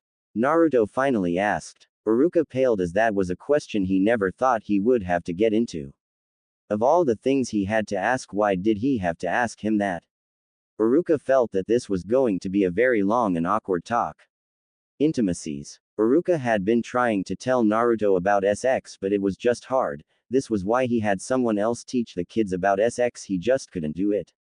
It was embarrassing for him to try and explain things to Naruto, who had no real idea to begin with. He had tried to explain the differences in men and women, although Naruto already knew the basics of that, thankfully. He didn't want to know how Naruto knew. He had seen that SXE jutsu enough to know that Naruto knew enough on the outside of a woman. Now Naruto, Iruka asked as he tried to explain a bit more. During SX, it's important to get the woman, warmed up. You mean they're cold? Naruto asked, which didn't make sense, as when he touched Temari she was very warm. But then maybe that was because she had just had a hot shower.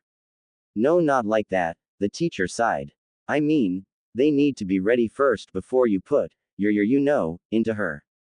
I need to get her ready. Naruto just wasn't sure what Iruka was getting at. UN need to touch her bras, and stuff.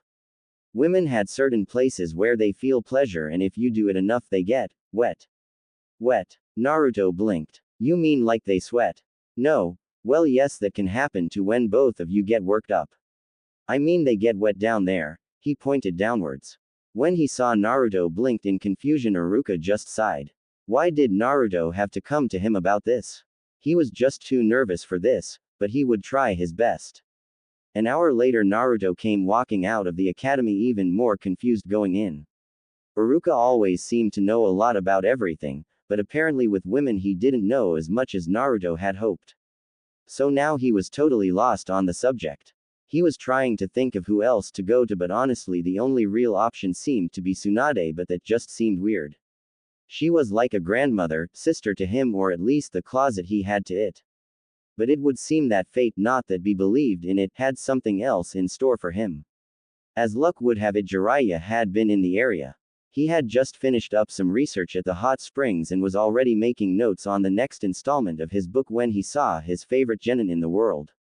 Well, wonder where Naruto is going, Jiraiya thought to himself, and then noticed something else. Kid looks a little down about something. Wonder if he pissed off his girl again. Well, might as well see what is going on. Jiraiya managed to catch up with the boy easily enough. Hey Naruto. Oh hey Ero Senin. Naruto said to the older man. I wish you'd stop it with that already, the older man grumbled. Anyways, what's going on? You look a little down. Everything going well with Temari? Yeah, the boy told him. I just went to ask Iruka-sensei about something, but he didn't seem to know much about it. Oh, well then maybe I can help. I know he's a good teacher, but honestly I've been around a lot longer and picked up on a lot of things. Oh no way, Naruto said suddenly. I don't need your perverted advice. What the hell is that supposed to mean? Jiraiya was a bit lost on that. Why would the kid think he would give perverted advice? What kind of advice were you looking for anyway? I told you already I don't want any perverted advice. Naruto crossed his arms. The old man thought about it for a moment and then it clicked as he got on a wicked grin. Oh, is this advice on women? Naruto blushed as he didn't answer. Kid, do you have any idea how that makes no sense to come to me for advice on women? Jiraiya told him. Besides, I know more about women than most any man. There are hundreds of things I could tell you that you need to know. Besides, in this case the perverted answers are the best ones. Naruto thought about it for a moment. It was really more on instinct that he avoided Jiraiya's advice on this subject. If I give this a shot, will you keep it from being too perverted? Sure kid, I'll do my best. So what's the first thing you want to know? The Toad Sage asked his apprentice. Well, Iruka said something about getting a woman ready and that they get wet. What does that mean? Naruto asked, wondering if the old man would really answer him or not. Oh, that's easy, the old man grinned. See, before you put your penai into her you need to make sure she's lubricated, or else it will hurt her. Now they get wet, as it's called, by making them feel pleasure. You can do this through kissing, stroking, caressing and a few other things we'll get into later. The main point is to try and find her erogenous zones. Her, what? Naruto asked, confused about the word. Sensitive areas, he explained. Places like Brea's nippus, her vagina are the good areas. Some women like to be touched or kissed on the neck too, and don't forget her clee. What's a clee? Naruto never heard of some of this before. Apparently the man really did know more about a woman than Iruka. Jiraiya stared at the boy almost in shock. The boy had never heard of the clee. He sighed as he suddenly realized that Naruto had a huge hole in his knowledge about women. Well, as his apprentice it was up to him to train Naruto in the ways of pleasuring a woman. After all, he had many years of practice and experience to give the boy, and he would need it for his wedding night. He held back a perverted giggle. If all went well, that girl wouldn't know what hit her that night. He wondered if he could listen in or find a nice open window. After all, they were the stars of his new book. Well, looks like we'll have a lot to talk about, Naruto. Now here's the thing you should know first. Elsewhere. When Anko woke up, she was staring at an unfamiliar ceiling. She blinked a few times, and although her body ached, it wasn't too bad. She looked around to see that she was no longer in the underground facility but in what looked like an apartment bedroom. It was pretty neat and orderly and didn't seem to have much in the way of personal items. It kind of reminded her of her own room actually. But the place was different, so it wasn't her place. She looked to see that she was dressed again and laying in a bed. So she pulled back the covers and swung her feet to the side. Her boats and shin guards were gone. Anko looked around and saw them and her coat neatly placed on a chair. She was starting to wonder where she was when she noticed a couple of pictures. She moved to the bookcase and looked at them. There was one with a boy in goggles, a girl with marks on her cheeks, apparently the fourth Hokage, which was a surprise as there weren't many pictures of him, and a masked kid with familiar silver hair. The next picture was of Team 7 before Temari joined up, and she was now certain she was in Kakashi's place. She heard a sound from the other room and went to take a look. It was a modest apartment much like her own, and there in the kitchen dining room area was Kakashi making tea. He was without his jacket, but the mask was back on. She was surprised how disappointed that made her, but quickly coughed to get his attention. Oh good, you're awake. Kakashi smiled at her. Yep. So why am I here anyway? Anko asked him more out of curiosity. You passed out, Kakashi said simply, and Anko winced at that. She really wished she hadn't passed out. It just made her look weak, and she hated to look weak. I got Tsunade to check on you after the sealing, and she said that you just needed rest. So I put you into bed, since I doubt the cold stone floor would have been good. Anko thought about that for a moment and she realized something. She didn't ask why I was nearly naked and passed out. Anko asked. Oh, that, Kakashi said, and she actually thought he was blushing. She thought it was kind of cute. And how knew that the man that read Jiraiya's books in public could get embarrassed? Well, I had to dress you after I recovered. I didn't want you to look vulnerable. Anko thought about it for a moment and decided to forgive anything he had to have touched on her body to get her dressed. He took the time to make sure she was presentable, even unconscious to the Hokage of all people, so she was grateful for that. Wait, what do you mean recovered? Apparently it took a bit out of me as well, Kakashi said, rubbing the back of his head. I had to put in a large amount of chakra for that thing.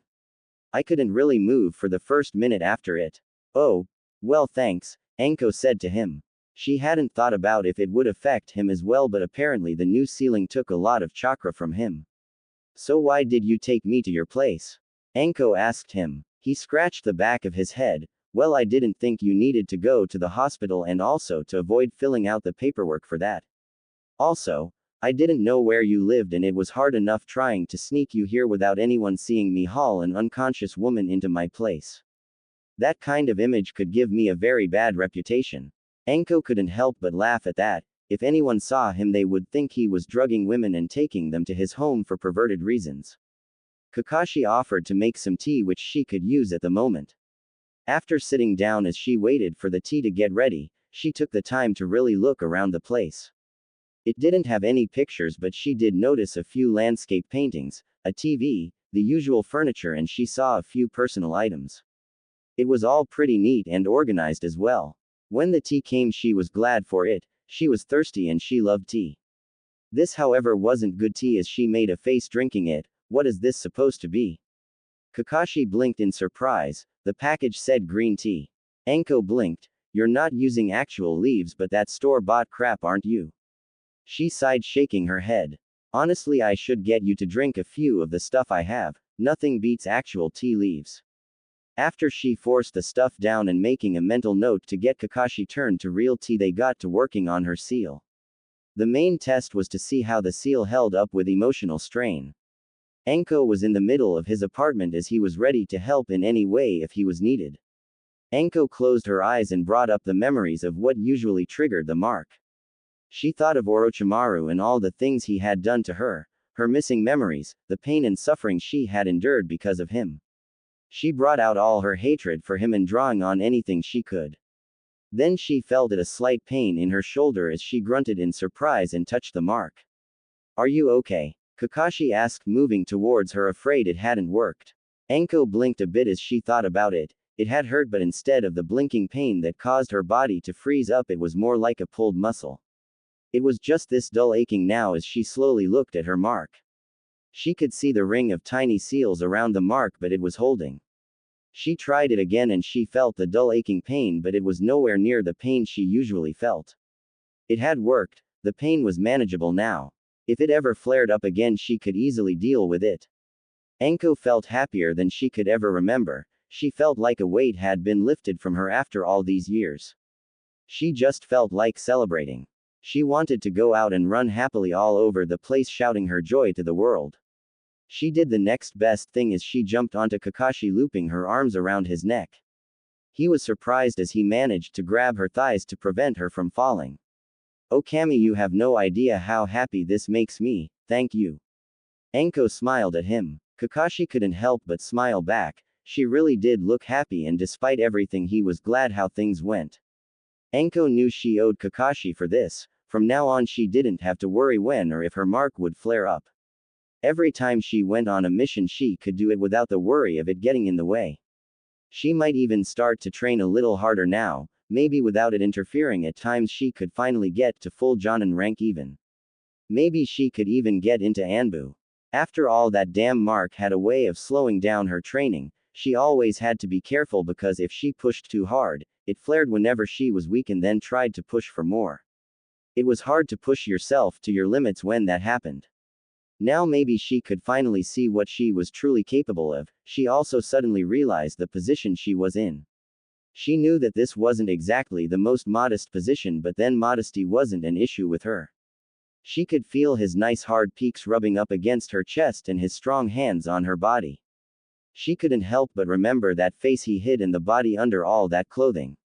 Maybe she was just running on endorphins or the fact that she hadn't had sex in months, but at the moment she decided to throw all caution to the wind. She wanted to celebrate, and so she made a choice. Before Kakashi knew it, she pulled down his mask, and before he could ask her what she was doing, her mouth was on his. At first he wasn't sure what was going on, but he was starting to become painfully aware of how good her body was pressed up against him like this. He could smell her scent, with his enhanced sense of smell, and she smelled so alluring at the moment. His hands gripped her thighs a little as his body decided to move on its own, and he kissed her back.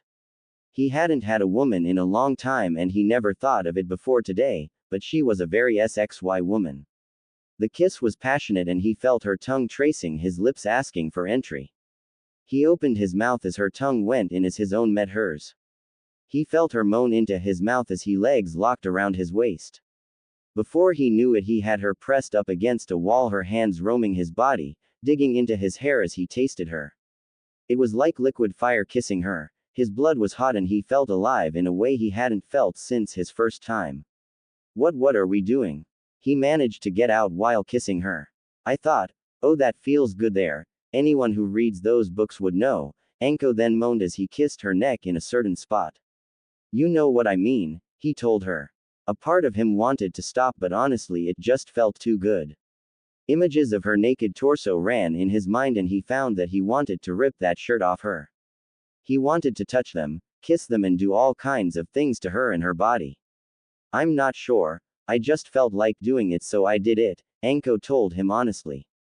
That's what she did. She did things when she felt like doing them, not really bothering to think them through all the time. She liked to enjoy life and she was certainly enjoying herself now. She grinded her hips against his and she could feel something hardening in his pants that was pressing against her. She smirked as she felt that he was starting to enjoy it as well. Don't you think it's a little fast? He groaned into her neck, feeling her hips grind against his crotch. Don't care. I need this and I think you do too. She then kissed him deeply. She had never felt anything like this before. He was a really good kisser.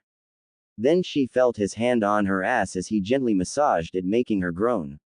She needed him now and then. Fu, just give me a second. He let her down, panting heavily as he watched her. Her face was all flushed as she hiked up her skirt and pulled down the mesh shorts she wore. Many thought it was just a fully body suit, but that made no sense. How was she to go to the bathroom in a full body suit? It made her laugh at times, the things people thought about.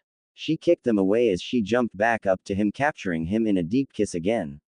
Take me now, she breathed into his ear. He took her against the wall as they rutted with each other in an animal lust. It had been a long time for either of them and their bodies yearned for the touch of another. It was like they were getting drunk off each other as they continued on, filling the place with the sounds of say until the end. Well, that was a good first round, she told him, panting for breath. First round? Kakashi asked, surprised. I haven't gotten any in a long time and I'm going to make this worth it. You go get more comfortable on the bed, I'll be right back, she said sultry to him. Going where? He asked. She looked over her shoulder and smiled. First I need to get my clothing off and to freshen up. Plus I need to prepare for the next round. Kakashi stood there transfixed as she walked away and noticed the sway of her hips, and a very nice figure too. Without that coat on she really had a nice body. He wasn't sure what was going on, but hell, he needed this just as much as her. Then he went to the bedroom, taking off his clothing. Kakashi was laying on his bed wondering if he should stop things or not. After the blood was going back to his big brain, he could start to think again. He was trying to weigh the pros and cons to going on with this, but the damn thing was that although it had been fast, it had been pretty good. Oh Kakashi, a sultry voice said as a bare leg came into view from the bathroom door.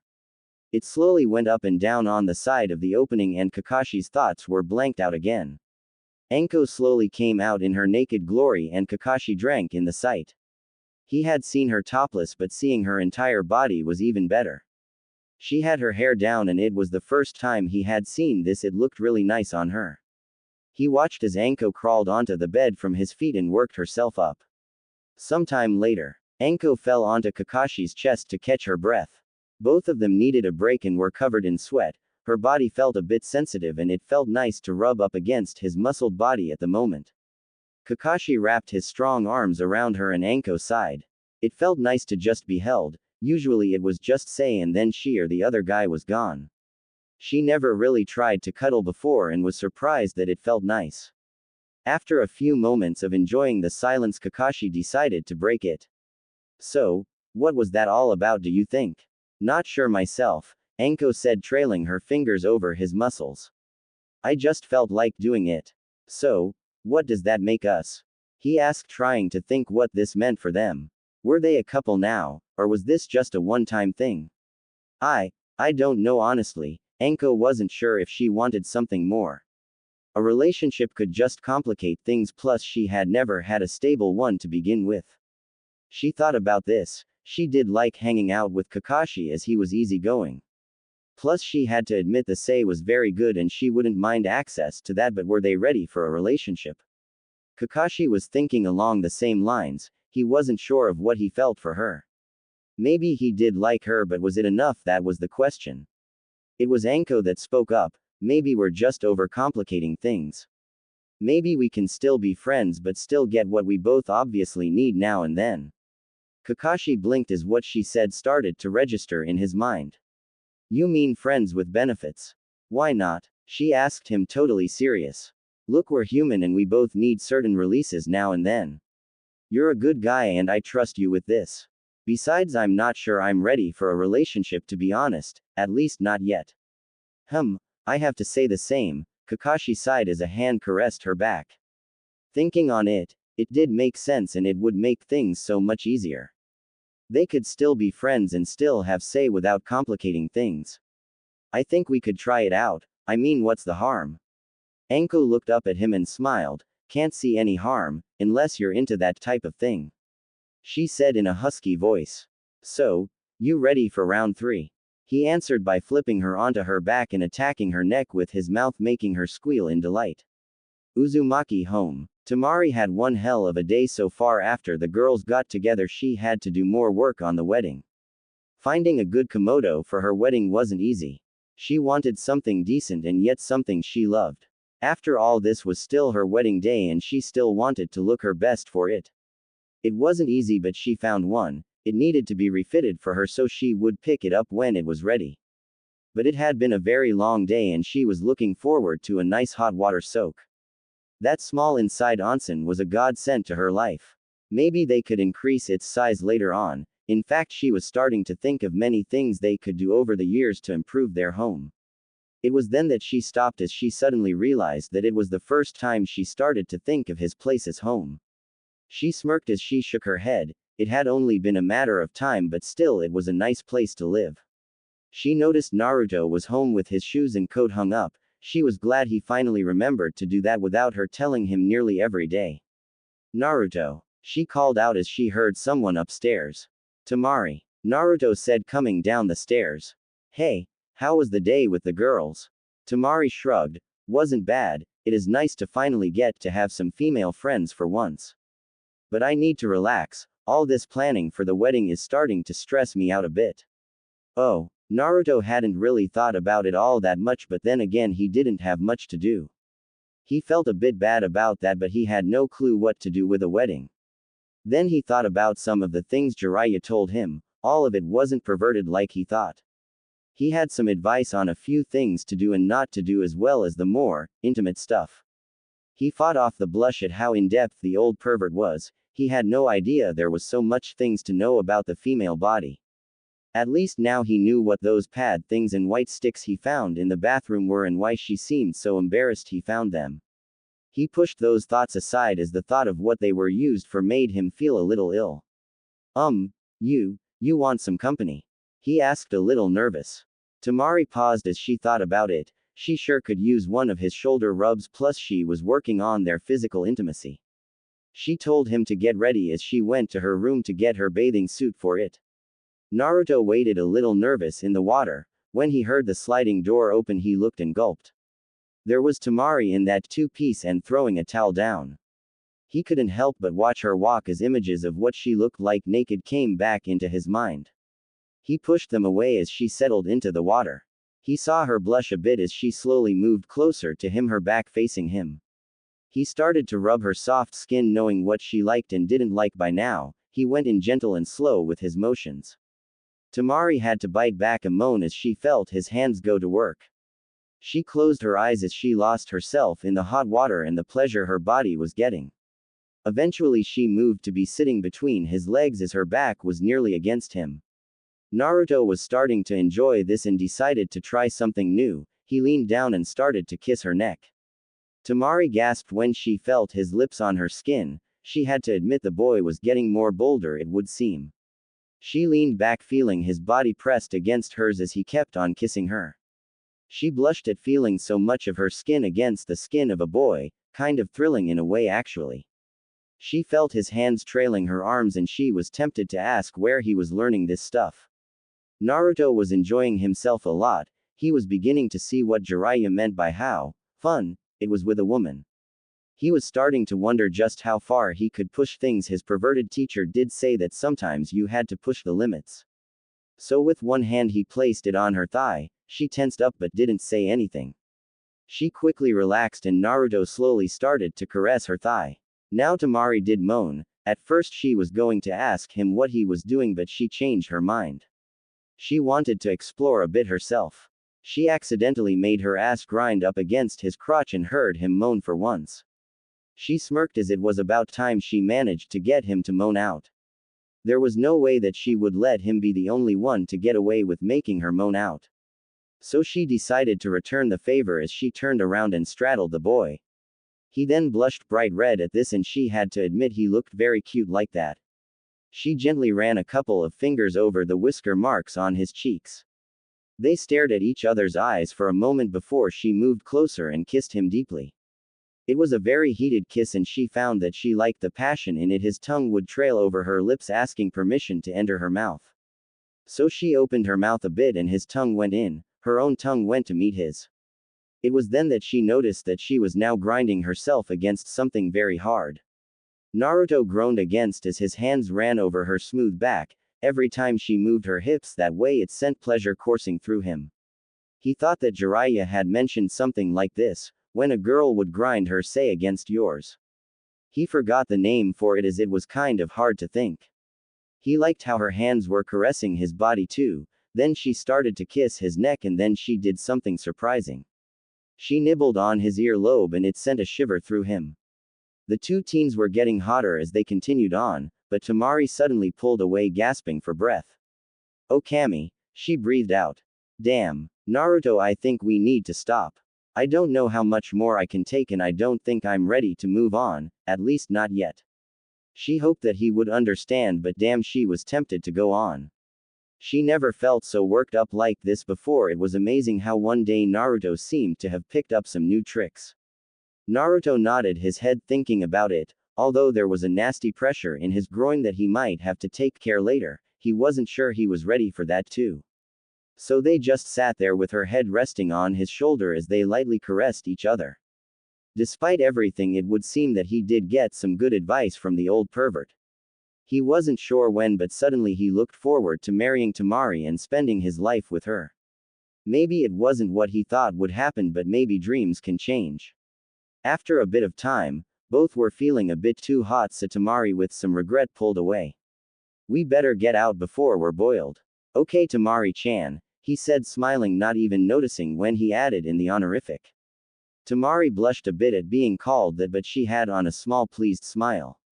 "Come on, we'll go out and have ramen tonight.